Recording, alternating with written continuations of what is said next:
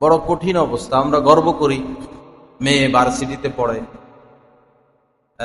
মেয়ে অমুক বিষয়ে সে ডিগ্রি আনতে বিদেশে যাবে, মেয়ের বয়স 26-27 হয়ে গেল, তো তার যৌবন আর কতদিন? এই বয়সে একটা মেয়ে নিজেকে কিভাবে পাপ মুক্ত রাখবে? শিক্ষাই তো বড় কথা না, ডিগ্রি প্রাপ্ত হওয়া বড় কথা না, তার ভবিষ্যৎ তো আমার দেখতে হবে। তার ভবিষ্যৎ এই নয় যে তাকে শিক্ষিত করলাম আর একটা চাকরিতে ঢুকে দিলাম।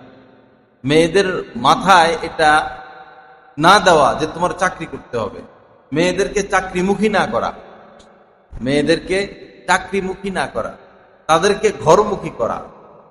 ঘরমুখী করা, চাকরিমুখী হয়ে গেলে এই মেয়েরা কন্ট্রোলহীন হয়ে যায়। এই যে স্বামী তার সাথে ঘর করে, সে স্বামী কখনো স্বামীর মর্যাদা পায় না, তাদের ঘর সংসার হয় না।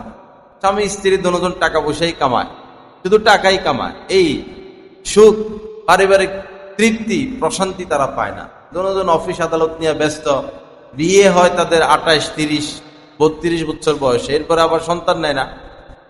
তাও সন্তান নিতে নিতে অনেক লম্বা সময়, নিলেও একটা দুইটা, পরে সন্তান এগুলো লালিত পালিত হয়, হয় দাদির কাছে অথবা নানির কাছে অথবা কাজের মেয়ের কাছে।